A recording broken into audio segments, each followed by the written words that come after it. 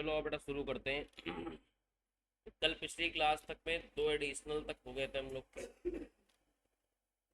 इसके आगे हम लोग को करना है।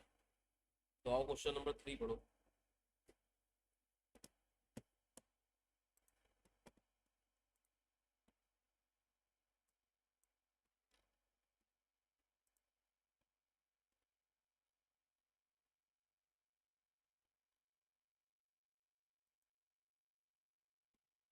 एस इंजीनियरिंग कंपनी कंसीडर कर रही है कि मशीन को रिपेयर कराएं या रिप्लेस करा दें। सीधा सीधा तो रिप्लेसमेंट डिसीजन हो गया।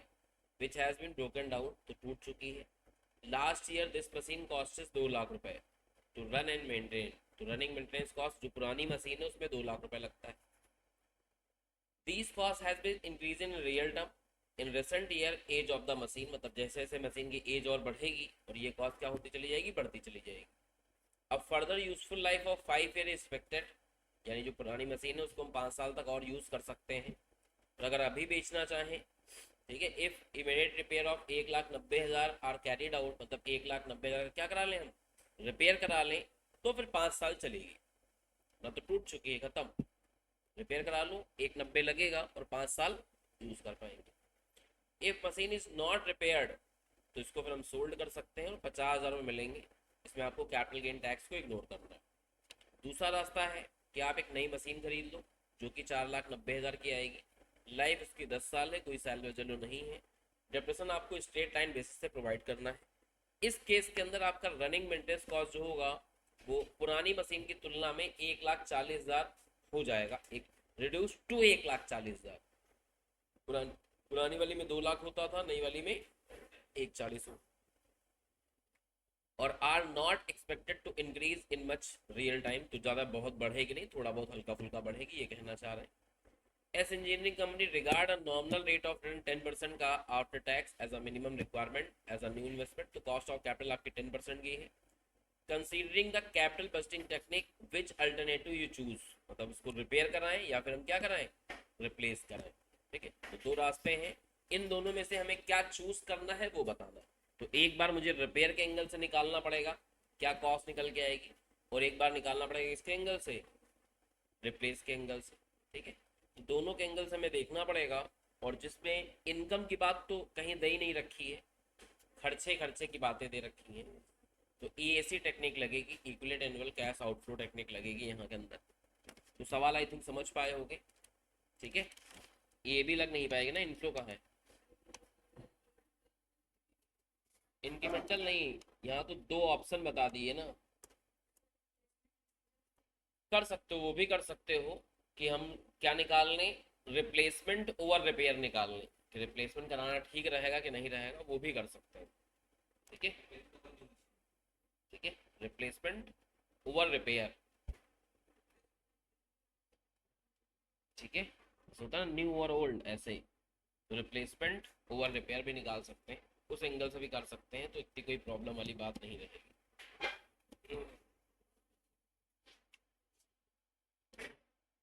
रिपेयर भी करा दोगे तो भी 5 साल चलेगी। ठीक है, अब इंक्रीमेंटल टेक्निक का लगा तो सकते हो, लेकिन प्रॉब्लम है टाइम के गैप में, इसलिए यहाँ वो लगा नहीं पाओगे, क्योंकि रिपेयर कराओगे तो 5 साल चलेगी, और अगर रिपेयर रिप्लेस करा दिया तो 10 साल चलेगी। तो इंक्रीमेंटल कैसे लगा पाओगे, आप समझ लो। तो वहाँ आएगा डिफरेंसेस। लगा तब भी सकते हैं, पहले साल, समझ लो, जो खर्चा ज्यादा लगेगा वो जोड़ोगे नई मशीन में, और अगले 5 साल का ऐसा ही जोड़ो। सब ज्यादा लग रहा है क्योंकि पुरानी में लगना नहीं, पुरानी तो खत्म हो गई ना। लेकिन डिसीजन नहीं आ पाएगा, पुरानी से अगले 5 साल काम कहाँ करा पाते थे, समझ रहे हो। तो कुल मिला के EAC ही यहाँ पे लगा पाओगे, और कोई रास्ता आपके पास बचा नहीं। ठीक है, तो यहाँ पे इंक्रीमेंटल टेक्निक नहीं लगा पाओगे। बोला भी है कि आपको दो अलग अलग चॉइस में बताना है, यानी आपको बनाने दो अल्टरनेटिव पड़ेंगे। है ना, कि इन दोनों में से कौन सा अल्टरनेटिव आप क्या करोगे, चूज करोगे। तो सवाल की लैंग्वेज भी देखो, तो भी आपको दो अल्टरनेटिव उसमें बनाने ही पड़ेंगे। तो ये हो गया हमारा क्वेश्चन नंबर 3 एडिशनल का।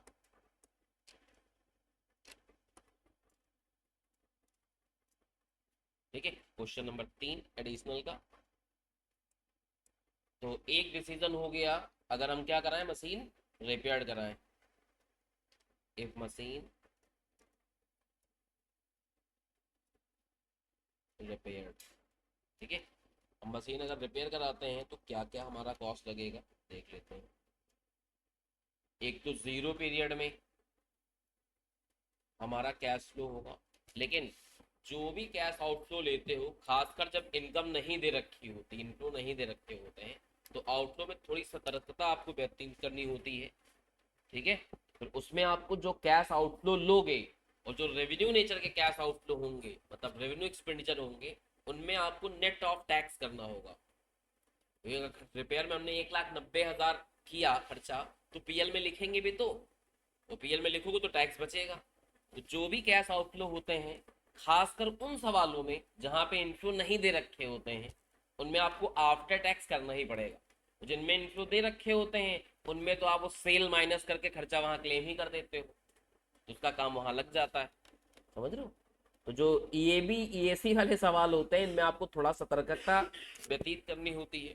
तो जो भी कैश आउटफ्लो लोगे वो आफ्टर टैक्स लेने पड़ेंगे आप। नहीं नहीं, ऐसे कैसे कर सकते हो, अमाउंट भी तो अलग अलग नाम की चीज होती है। ठीक है, तो कैश फ्लो लेंगे आफ्टर टैक्स, तो वैसे खर्चा करोगे रिपेयर में 1,90,000, लेकिन टैक्स रेट कितना दे रखा है आपको, 50%। यानी कैश आउटफ्लो आपका टेक्निकली आफ्टर टैक्स अगर देखें तो 95,000 होगा। ये तो इनिशियल वाला हो गया, और प्लस एक लेके 5 साल तक आपका क्या होगा, 2 लाख रुपए रन एंड मेंटेनेंस में खर्चा होते रहेंगे हर साल। 2 लाख हो रहे हैं, रिपेयर मेंटेनेंस का खर्चा है, तो इसको भी क्या कर दोगे आप, आफ्टर टैक्स बना दोगे तो कितना हो जाएगा, 1 लाख। यहाँ पे लिखोगे इसके डिस्काउंटिंग फैक्टर 10% के रेट से, जीरो पीरियड का हमेशा 1 होता है, और 1 से 5 ईयर का देखोगे तो कितना हो जाएगा, 3.79, मल्टीप्लाई कर दो, ये आ जाएगी present value of cash outflow. जो भी निकल के आएगा उसको हम पीवी एफ से डिवाइड कर देंगे, तो हमारा ई ए सी आ जाएगा। ठीक है, तो ये हो गया हमारा 95,000, और इसको अगर मल्टीप्लाई 3,79,100, कितना हो गया, 4,74,100, और डिवाइड करने पे 1,25,059 हो गया। ठीक है, तो इसका ई ए सी आ गया 1,25,059। अब दूसरा रास्ता, इफ मशीन रिप्लेस्ड, अगर मशीन को रिप्लेस कराते हैं तो क्या कहानी होगी, ईयर जीरो पीरियड में आपका कैश आउटफ्लो होगा।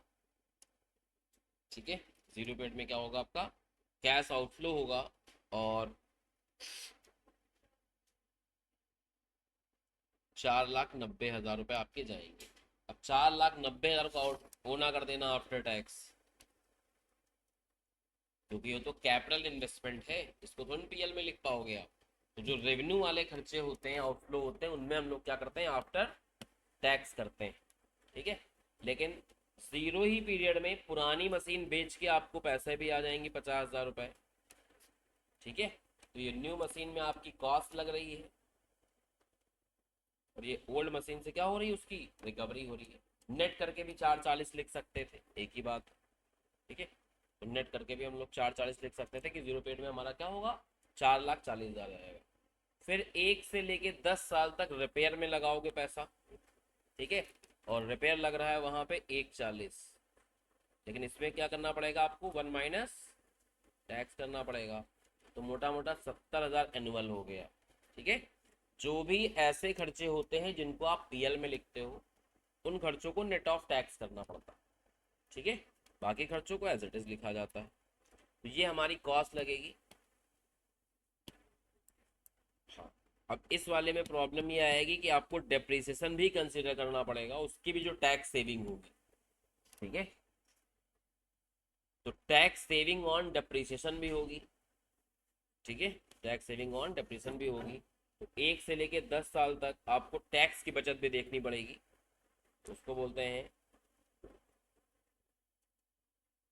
टैक्स सेविंग ऑन डिप्रेशन, तो अभी कैलकुलेट कर लेते हैं। और वो भी आपका इनफ्लो हुआ क्योंकि बचत। फिर यहाँ डिस्काउंटिंग फैक्टर निकालेंगे 10% के रेट से। इसका हो जाएगा 1, इसका हो जाएगा 1। 1 से लेके 10 साल का सम कितना होता है आपका? 6.145। मल्टीप्लाई कर देंगे तो आ जाएगा present value of cash outflow. और इसको अगर PVAF से डिवाइड कर देंगे तो आ जाएगा EAC। टैक्स सेविंग ऐसे निकाल लेते हैं।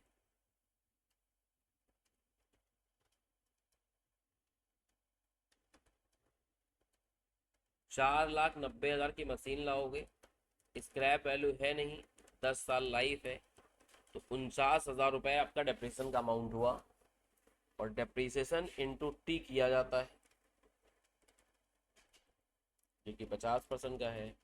तो हर साल बचत जो होगी टैक्स सेविंग की वो 24,500 होगी। ठीक है, चलो मल्टीप्लाई कराओ। ये हो गया 4,90,000। ये 50,000 आपकी पुरानी मशीन की सैलवेज वैल्यू आ जाएगी। 70,000 इंटू 6.145।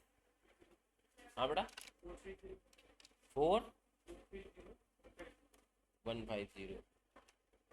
नीचे वाला 1,50। इन सबका ग्रैंड रोल कर लो।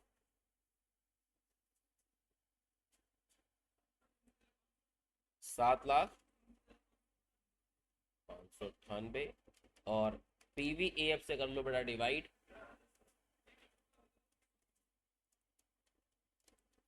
तो EAC इसका 1,25,000 आया है, इसका 1,17,000 आया है।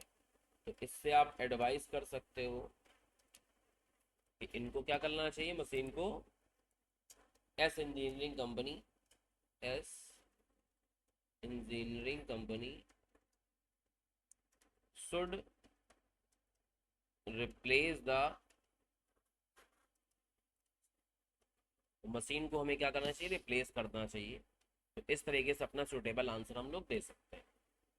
ठीक है, चलो आगे चलते हैं।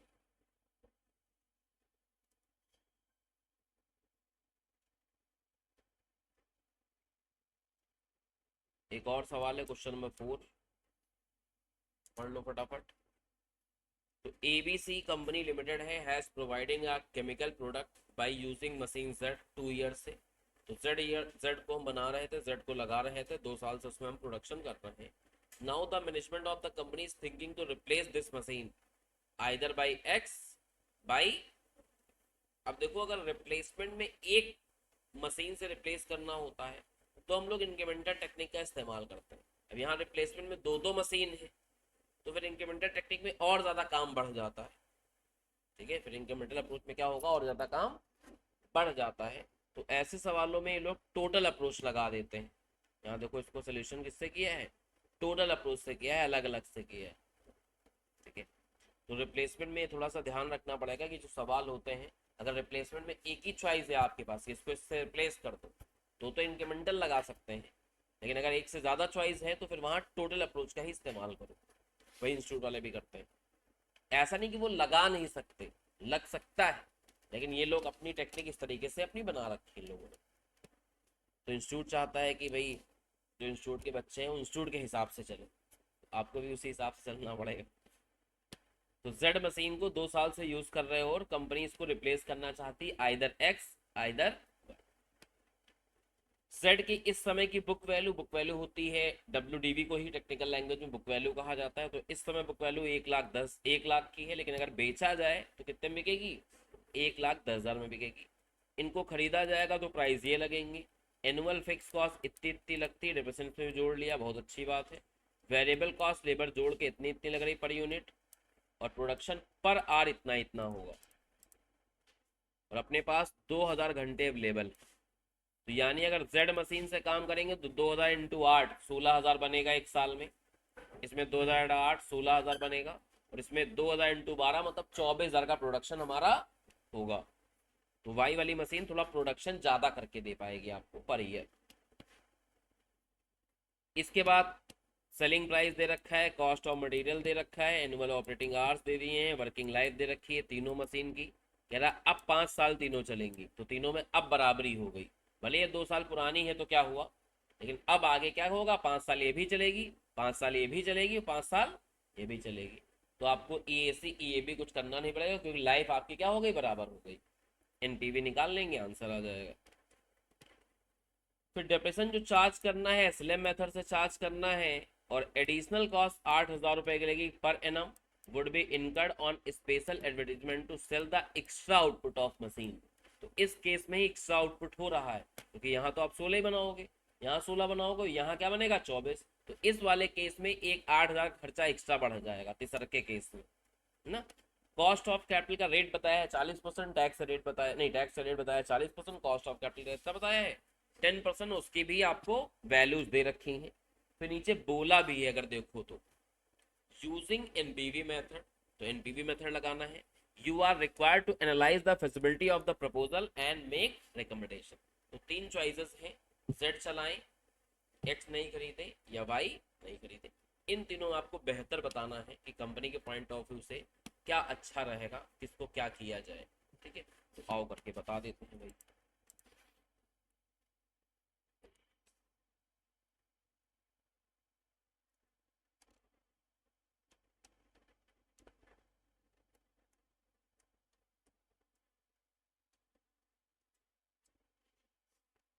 ठीक है, क्वेश्चन नंबर 4।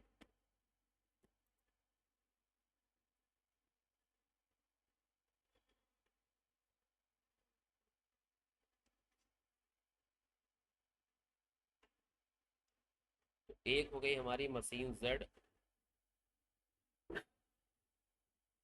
चलो इसको बाद में कर लेंगे, पहले हम लोग ऐसा करते हैं, कंट्रीब्यूशन निकाल लेते हैं कि पर यूनिट का हमारा कंट्रीब्यूशन क्या आएगा। 20 रुपए आपका सेलिंग प्राइस है प्रोडक्ट में, 10 रुपए की आपकी मटेरियल कॉस्ट खर्चा होगी। ठीक है, और लेकिन वेरिएबल कॉस्ट अलग अलग है ना, तो अलग ही अलग निकालना पड़ेगा, इकट्ठा तो काम नहीं चल पाएगा। चलो अलग अलग ही निकाल लेते हैं। ये जेड मशीन हो गई, ये एक्स मशीन हो गई, ये वाई मशीन हो गई। सेलिंग प्राइस तीनों ही केस में 20 रुपए है।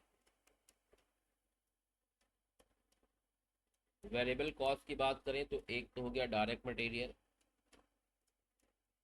ठीक है, और दूसरे खर्चे के नाम पे क्या है, वेरिएबल रनिंग कॉस्ट।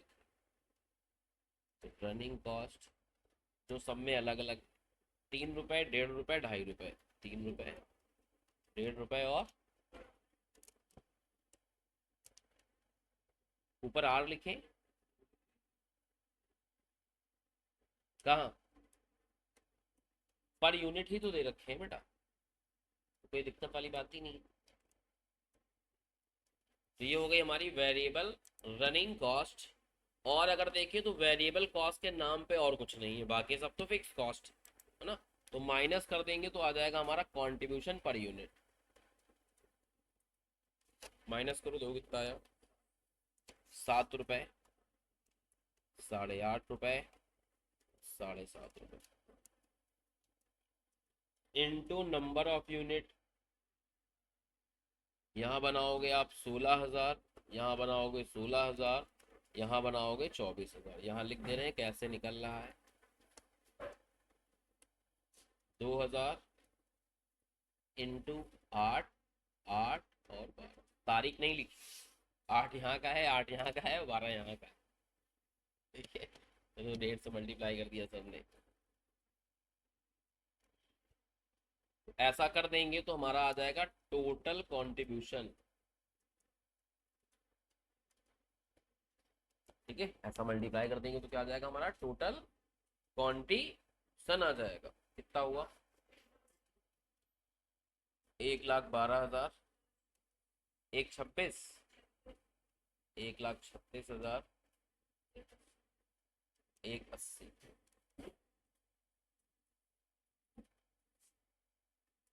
ठीक है, तो ये हमारी कंट्रीब्यूशन आ गया। इसमें से अगर हम फिक्स कॉस्ट माइनस कर दें, इसमें एक और कॉस्ट आ रही है एक्स्ट्रा एडवर्टीजमेंट की, जो कि 8,000 की। फिक्स कॉस्ट अलग अलग दे रखा है, 92, 1 लाख और 1,32। 92 और तुम्हारा 1,08,000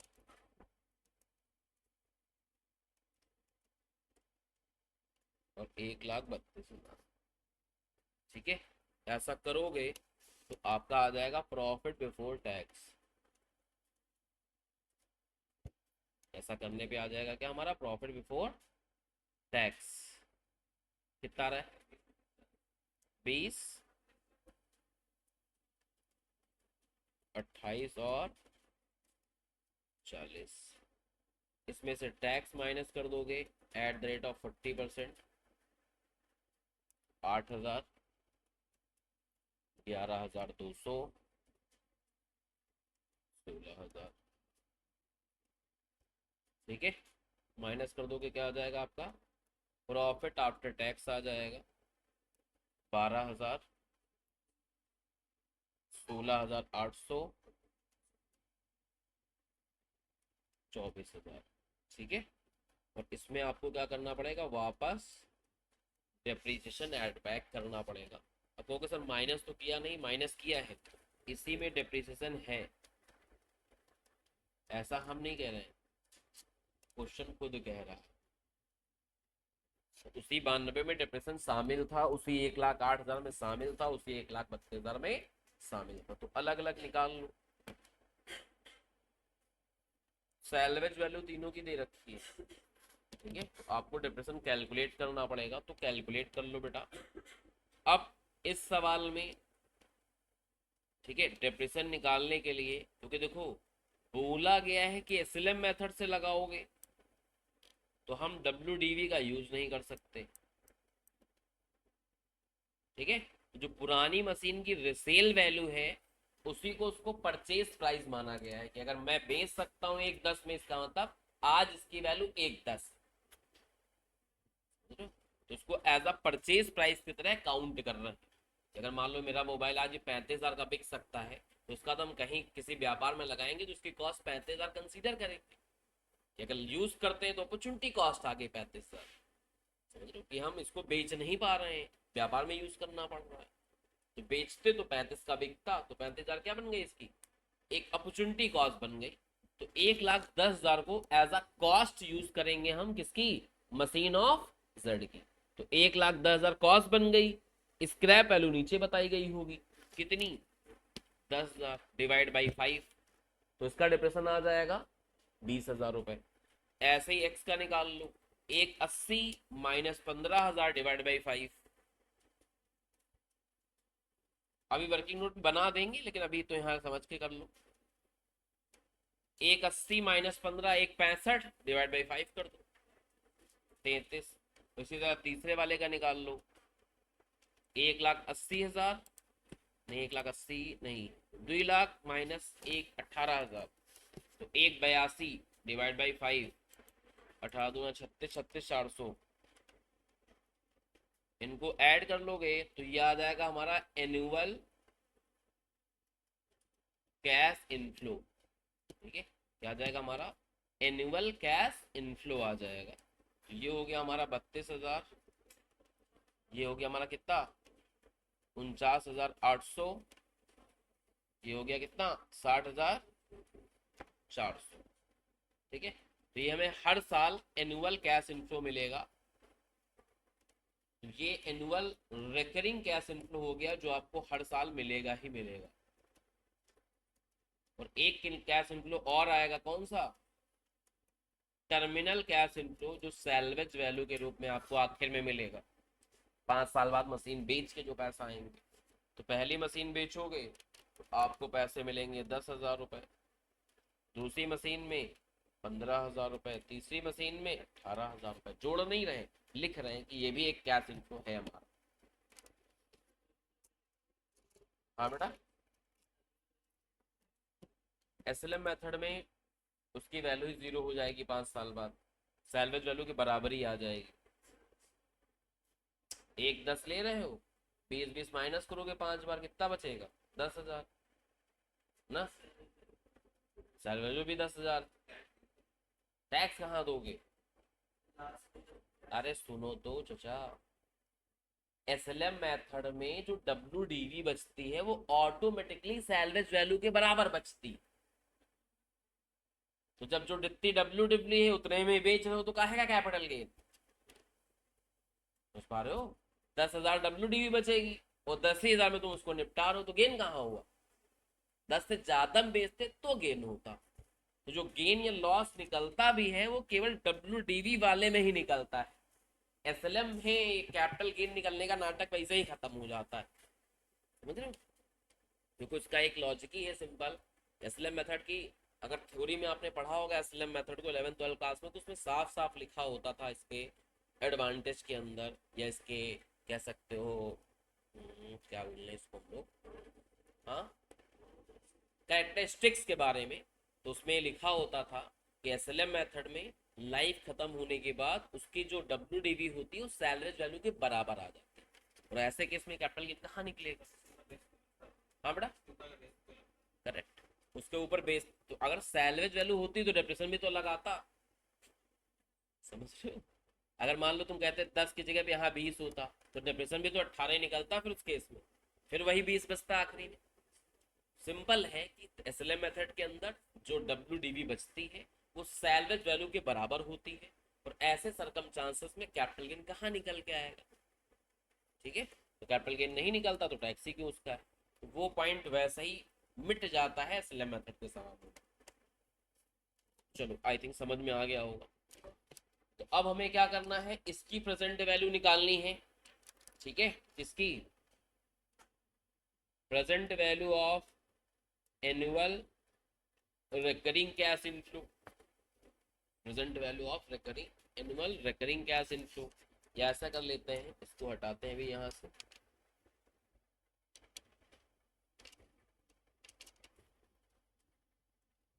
इसी में मल्टीप्लाई कर दो यहाँ पे पीवी एफ से, 5 साल के पीवी एफ से मल्टीप्लाई कर दो। ठीक है, जो वही होता है 10% में 3.791, ये आ जाएगी आपकी present value of recurring cash inflow. ठीक है, कितना हुआ? हाँ, 12 13 12,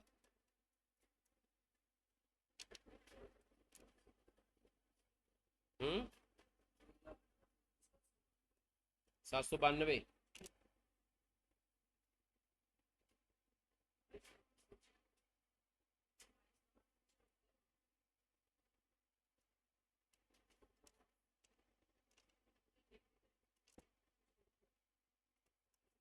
बस इसी में ऐड करोगे present value of terminal value. ठीक है, present value of terminal value या बोलो, या present value of salvage value बोलो। तो सैलवेज वैल्यू एक में 10,000 है, एक में 15,000 है, और एक में 18,000 है। और मल्टीप्लाई करना होगा लास्ट ईयर के फैक्टर से जो दे रखा है 0.621।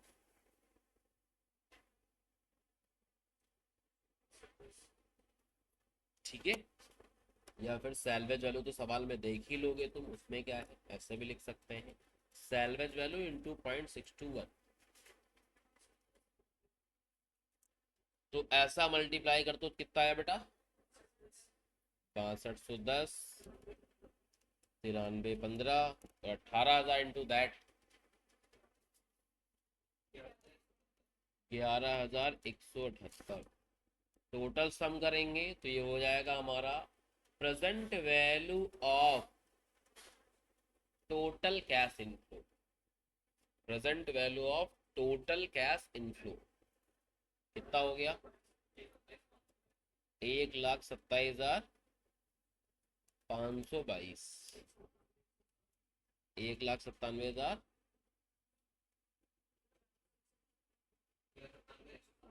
107, 240, ये आ गया हमारा। इसमें से माइनस कर देंगे क्या, कैश आउटफ्लो। इसका वही बताया था कि अपॉर्चुनिटी कॉस्ट 1,10,000 कंसीडर करोगे, इसमें पैसा जाएगा आपका 1,80,000, और इसमें पैसा जाएगा आपका कितना, 2 लाख रुपए। और ये आ जाएगी आपकी एनपीवी, जिसमें एनपीवी ज्यादा है वो चुपचाप लगा लेना। 17,522,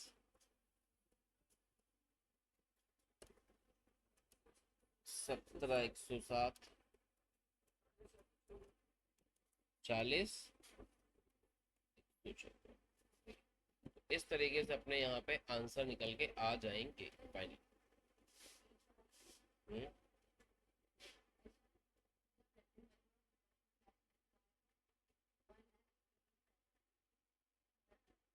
गलत है ये, तब 188 है ये, आगे ठीक है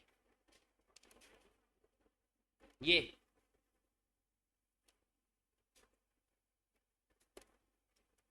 तो ये हो जाएगा।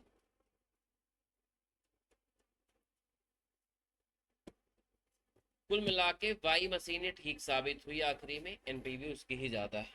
ठीक है, तो इनको क्या लगाना चाहिए, वाई मशीन हम लोग को लगानी चाहिए। तो एबीसी कंपनी लिमिटेड, डिसीजन दे दोगे अपना, ABC company limited should install machine by, बस खत्म हो गया। हाँ वो बता देते हैं ऐसा क्या है। Depreciation of machine Z, depreciation of machine x, depreciation of machine. इसकी अपॉर्चुनिटी कॉस्ट वाला लोगे भाई 1,10,000, बट इसको खरीदा था 1,80 में, इसको खरीदा था 2 लाख। माइनस सैलवेज वैल्यू, इसकी सैलवेज वैल्यू है 10,000, इसकी है 15 और इसकी है 18। डिवाइड बाई लाइफ करते हो तो इसकी भी लाइफ 5 साल है, इसकी भी लाइफ 5 साल है, इसकी भी लाइफ 5 साल। ऐसा करके निकालोगे तो इसका डेप्रेशन आएगा 20,000, इसका आएगा 33,000 और इसका आएगा 36,400।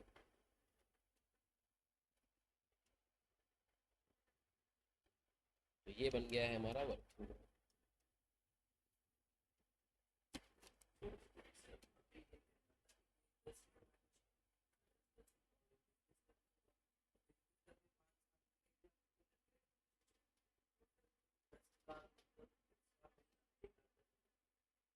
इस डब्ल्यूडीवी को इग्नोर किया जा रहा है,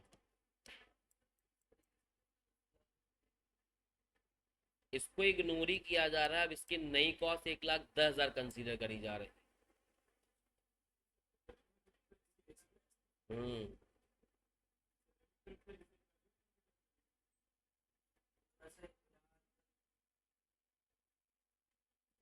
सुन लो, इसको इन लोगों ने इग्नोर ही कर दिया कि दुनिया में है भी, और सवाल ऐसे लगाया, समझ रहे हो। डिसीजन लेते समय इसको माना कि ये दुनिया में है ही नहीं, इस वैल्यू को नई वैल्यू माना है, क्योंकि अभी आप लोगों ने एएस पढ़ा नहीं तो आप लोग को पता नहीं है। ठीक है, इसमें एएस के अंदर होता है कि रिप्रेजेंट तो लगाएंगे ही लगाएंगे, और हर साल उस एसेट का क्या करेंगे हम लोग, रीवैल्यूएशन करते हैं। और अगर वैल्यू बढ़ जाती है तो वैल्यू बढ़ा के बुक्स ऑफ अकाउंट में लिखते हैं, घट जाती है तो घटा के लिखते हैं, पुरानी वैल्यू भूल जाते हैं। जो भी डिफरेंस आता है, जैसे बढ़ रही है, यहाँ एक वैल्यू थी और एक वैल्यू, रिसेल वैल्यू कितनी, 1,10, तो 10,000 रिवोल्यूशन सरप्लस में डाल देते हैं, लेकिन ये सब एएस में पढ़ोगे। ठीक है, उसको इग्नोर किया जा रहा, कुल मिला के याद रखना बस।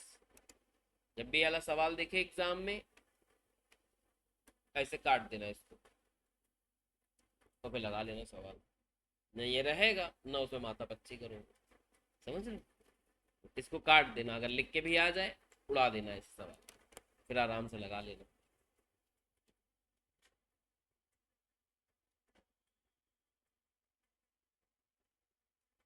आखिरी में इन्होंने पीआई भी निकाल दिया, लेकिन अल्टीमेटली खुद ही सवाल जब कह रहा कि एनपीवी के हिसाब से निकालो, तो पीआई का मतलब ही नहीं था। फिर भी अपना ज्ञान दे दी, क्योंकि एनपीवी मेथड तभी तक अच्छा माना जाता है जब तक कैश आउटफ्लो सब में क्या हो, सिमिलर। उन्होंने वाला भी ज्ञान निकाल दिया।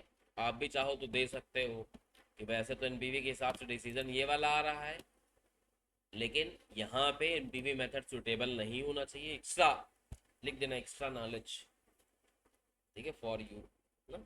इसमें लिख सकते हो कि एनपीवी मेथड वहाँ पे सुटेबल नहीं माना जाता है जहाँ पे आउटफ्लो अलग अलग होते हैं, इसलिए हम लोग अल्टरनेट पीआई निकाल के भी अपना सोल्यूशन दे सकते हैं। चाहो तो ऐसा कर दे, ना चाहो तो इतना काफी है, क्योंकि इतना ही सवाल में कहा गया। नहीं फंसेगा, अल्टीमेटली तो वही है बेटा, माइनस करके निकालो या डिवाइड करके निकालो। एनपी और पीआई में कभी डिसीजन अलग अलग नहीं आएंगे, ठीक है। एनपीवी और पीआई में डिसीजन कभी नहीं बदलते, वही रहेगा सेम, ठीक है, उसी प्रोपोर्शन में बढ़ेगा ना। पीआई एनपीवी में कभी कंफ्लिक्ट नहीं आता, जो पीआई कहेगा वही एनपीवी कहता है, जो एनपीवी कहता है वही पीआई कहता है, तो कंफ्लिक्ट वाली कोई बातें होती नहीं उसके अंदर।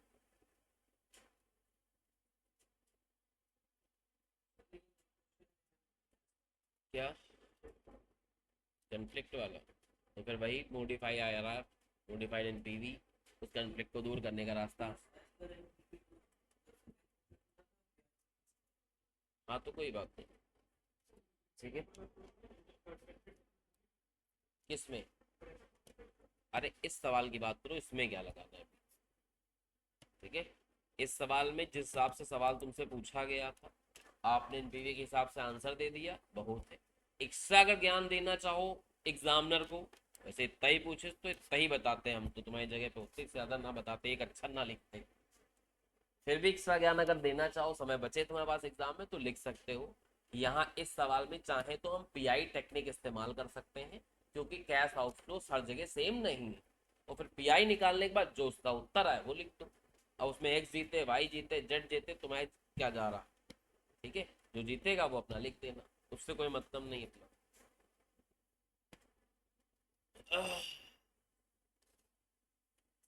से देखो क्या है, पहले रिकमेंडेशन दी इस अपनी पूरी, जैसे आपने दिया, फिर बता रहा है how ever cost of investment same नहीं है, इट इज बेटर, ठीक है। डिसीजन बेस करें किस पे हम लोग, पीआई। तो ये वाला ज्ञान भी अगर देना चाहो तो उस नंबर को आप बता सकते हो, इतना फिर आपको एक्स्ट्रा काम करना पड़ेगा।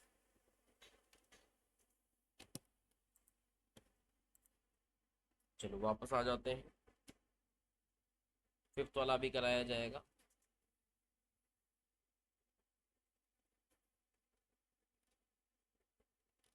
सिक्स वाला देख लो, सिक्स, एक बार क्वेश्चन पढ़ो फटाफट।